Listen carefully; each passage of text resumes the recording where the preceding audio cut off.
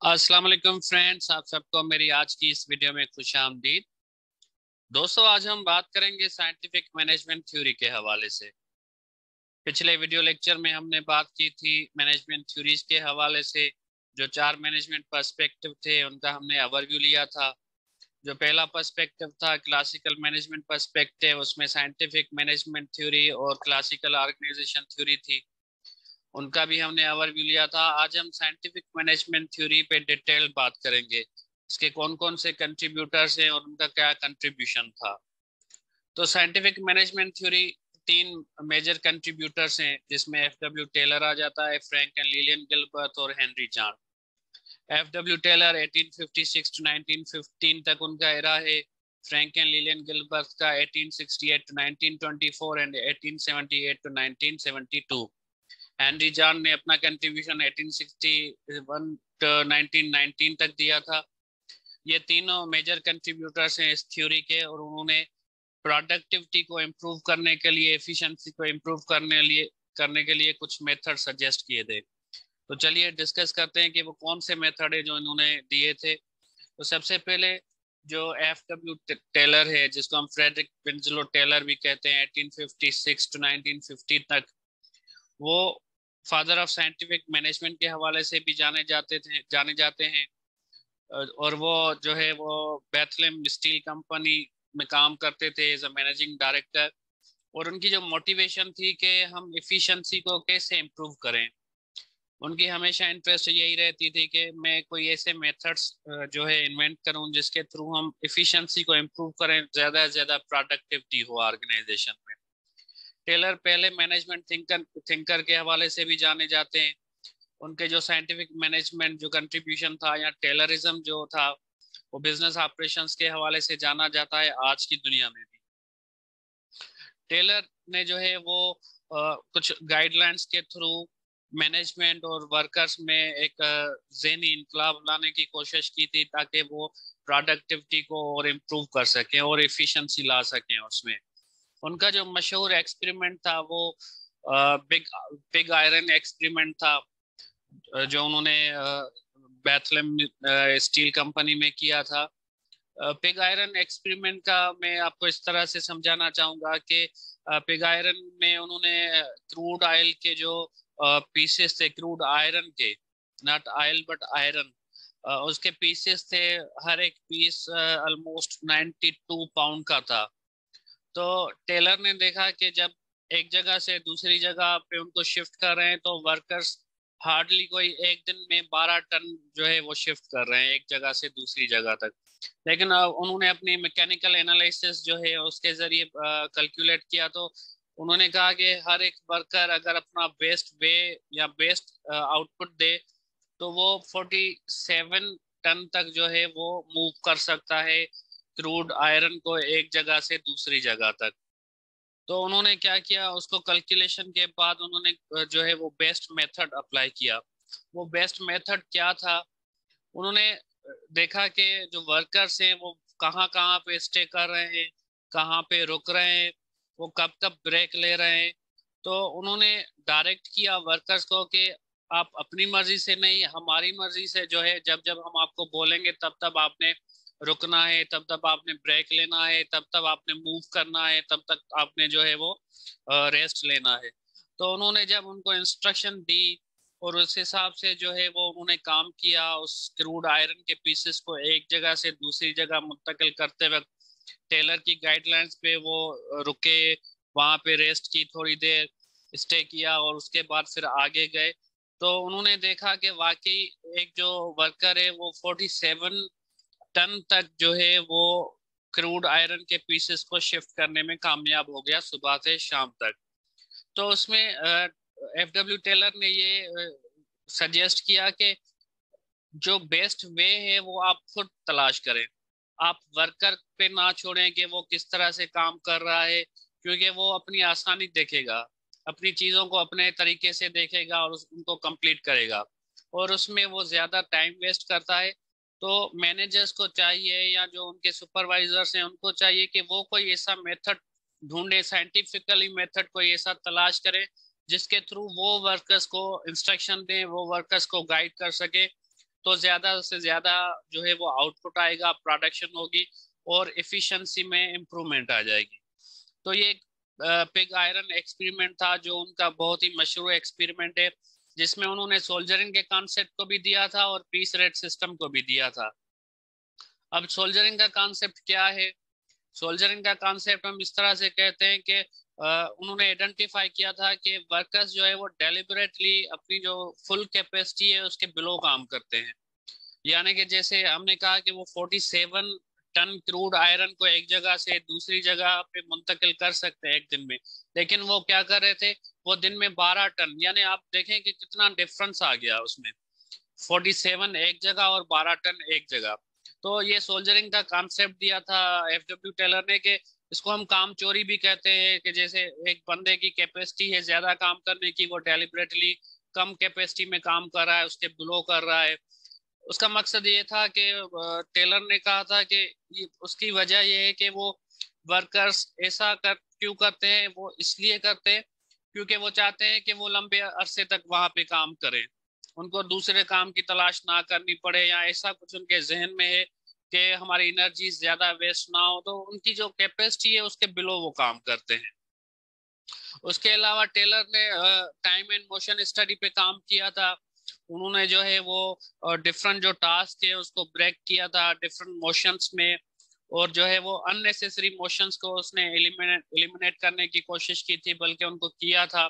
इससे क्या होता है कि वो मोशंस एलिमिनेट हो गए जो अननेसेसरी थे, उससे टाइम भी बच रहा था, और जो डेली प्रोडक्शन हो रही थी वो ज्यादा हो रही थी।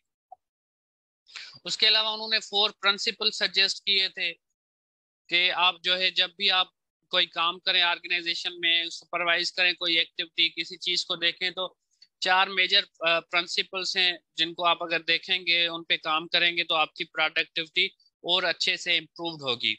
वो 4 प्रिंसिपल्स कौन से हैं? पहला ये है कि आप जो है स्टडी को जो है, you have to study each part of the task scientifically. जो भी टास्क है उसको आप साइंटिफिकली देखें, और उसके लिए कोई ऐसा बेस्ट मेथड आप डेवलप करें जिसके जरिए उसको आप परफॉर्म कर सकें। तो जितना बेस्ट वे होगा उससे जो है वो आपकी प्रोडक्शन और ज्यादा होगी, आपकी इफिशिएंसी और ज्यादा होगी। जब आप वर्कर सेलेक्ट कर रहे हैं तो उनको केयरफुली सेलेक्ट करें और उनको ट्रेन करें ताकि वो और अच्छे से काम परफॉर्म कर सके। ये उनका दूसरा प्रिंसिपल था। तो तीसरा है कि cooperate fully with workers to ensure they use the proper method. जो वर्कर्स हैं उनके साथ कोऑपरेट करें और इस चीज को आप इंश्योर करें, कंफर्म करें, इस चीज की यकीन दहानी करें कि वो प्रॉपर मेथड्स यूज कर रहे हैं जो आपने डेवलप किए हैं, या वो मेथड यूज नहीं हो रहे हैं।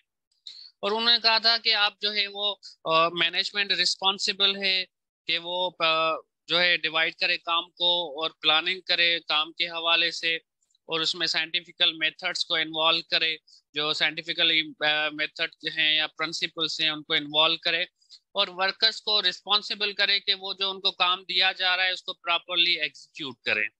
ये उनका चौथा प्रिंसिपल था।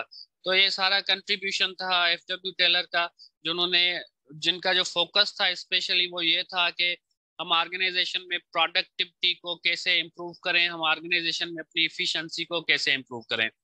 और आज की दुनिया में भी टेलर की इस थ्योरी को जो है वो अप्लाई किया जा रहा है, और इन मेथड्स को, साइंटिफिकली मेथड्स को इम्प्लीमेंट करके जो है ऑर्गेनाइजेशंस आज भी ज्यादा प्रोडक्टिविटी ले रही हैं अपने वर्कर से, और उनकी जो एफिशिएंसी है वो और इम्प्रूव्ड हो रही है।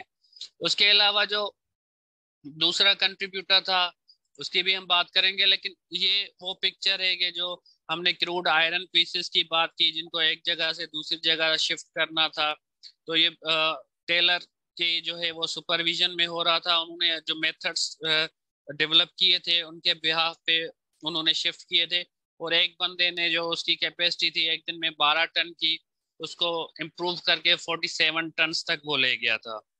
तो ये उसकी जो है वो तस्वीरी झलक है। उसके अलावा जो दूसरा कंट्रीब्यूटर है हमारा, वो फ्रैंक एंड लिलियन गिलबर्ट थे। फ्रैंक एंड लिलियन जो है वो हस्बैंड वाइफ थे, और उनकी एरा 1868 टू 1924 एंड 1878 टू 1972 तक थी। अच्छा, इनका कंट्रीब्यूशन ये था कि जो time and motion study F W Taylor ने दी थी उसमें परफेक्शन लाई थी इन्होंने। उन्होंने क्या किया था, उस स्टडी के थ्रू जो है वो अननेसेसरी जो मोशंस हैं उनको एलिमिनेट किया था, और जो फटीग्स हैं उनको रिड्यूस की थी ऑर्गेनाइजेशन में।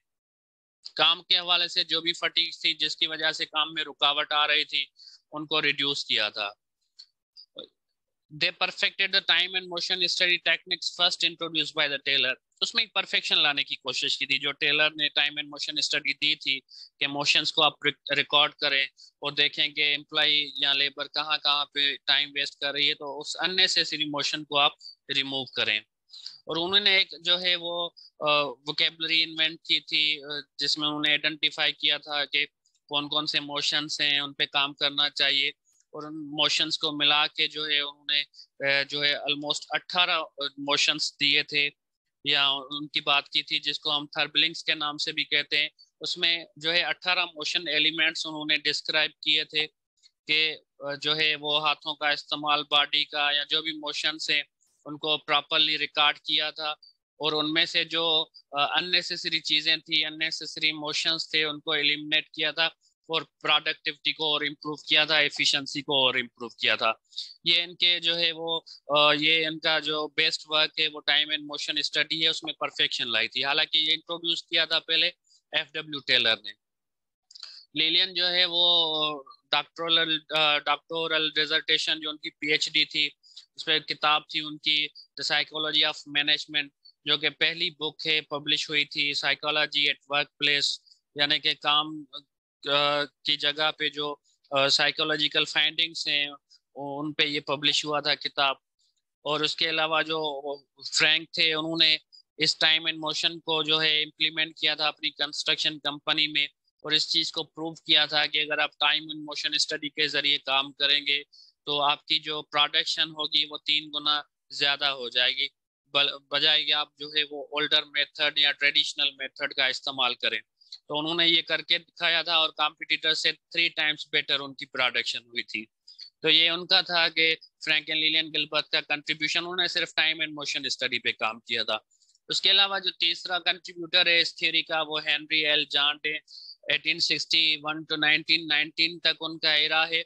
और हेनरी जांट क्लोजेस्ट एसोसिएट रहे थे एफ डब्ल्यू टेलर के, उनके साथ काम किया था उन्होंने। और उन्होंने उनका जो मशहूर कारनामा है या मशहूर काम है उसको हम जांट चार्ट के नाम से भी कहते हैं, कि उन्होंने एक चार्ट डेवलप किया था जिसमें उन्होंने कहा था कि प्लानिंग, शेड्यूलिंग या कंट्रोलिंग कैसे होनी चाहिए ऑर्गेनाइजेशन में। एक प्रॉपर चार्ट होना चाहिए जिसके थ्रू आप प्लानिंग करके आगे काम कर सकें। तो ये उसकी जो है वो बेस्ट जो हम कहते हैं वर्क है वो ये था, जांट चार्ट था। और उसके अलावा उन्होंने जो है पे इंसेंटिव सिस्टम पे भी बात की थी, और सोशल रिस्पॉन्सिबिलिटी ऑफ बिजनेस के हवाले से भी बात की थी। जब हम बात कर रहे हैं पे इंसेंटिव सिस्टम के हवाले से, तो उसका क्या मकसद हो रहा है? उसका मकसद ये है कि जब आप वर्कर को या किसी भी एम्प्लॉय को आप रिवार्ड दें, तो आप जो उसने घंटे स्पेंड किए हैं, टाइम स्पेंड किया है आपकी ऑर्गेनाइजेशन में, उसके हिसाब से ना दें, बल्कि इस हिसाब से दें कि उसकी परफॉर्मेंस कितनी अच्छी रही है। यानी कि हम कह सकते हैं कि कॉम्पिटेंसी बेस्ड हो वो चीज़ कि आप उसको कॉम्पिटेंसी के हिसाब से आप उसको रिवार्ड दें, ना कि उसको टाइम के हिसाब से रिवार्ड देंगे। सुबह से वो शाम तक ऑर्गेनाइजेशन में बैठा रहा और उसका आउटपुट कुछ भी नहीं आया, तो हम उस घंटों को एलिमिनेट करके जो उसने आउटपुट दिया सुबह से शाम तक, उसके हिसाब से उस एम्प्लॉय को हम इंसेंटिव्स दें या रिवार्ड दें। और ये जो आप नीचे दो तस्वीर देख रहे हैं, ये जांट चार्ट है। इसमें उन्होंने कहा था कि प्रॉपर चार्ट होना चाहिए, इसको इंट्रोड्यूस किया था। अगर आप देखेंगे प्लानिंग जो है वो पहली पिक्चर में जनवरी से फरवरी तक जो है, फिर मार्च, उसके अलावा रिसर्च जो है वो फरवरी से आगे है, डिजाइनिंग उससे आगे। तो ये अगर हम प्रॉपर चार्ट को ऑर्गेनाइजेशन में फॉलो करेंगे तो हमारी जो ऑब्जेक्टिव्स हैं, ऑर्गेनाइजेशनल गोल्स हैं, वो टाइमली अचीव होंगे। और इससे हम टाइम बार या मॉनिटरिंग सिस्टम जो हमारा होगा वो और स्ट्रांग होगा। हम देखेंगे कि पहले क्वार्टर में हमने क्या प्लानिंग की थी, उसके हिसाब से काम हो रहा है कि नहीं हो रहा। उसके बाद फिर सेकंड क्वार्टर, फिर थर्ड क्वार्टर, इससे हमें काम का भी अंदाजा हो जाएगा और अपने आउटपुट का भी अंदाजा हो जाएगा कि अगर हमें 30 दिनों में एक काम करना है, कंप्लीट करना है, तो 15 दिन तक वो 50% तो हो जाना चाहिए। तो उस जान चार्ट के हवाले से अगर हम उसको फॉलो करेंगे तो फिर हमें अपनी परफॉर्मेंस का भी पता चलता रहेगा। तो ये हेनरी जॉन थे जिनका कंट्रीब्यूशन था साइंटिफिक मैनेजमेंट थ्योरी में।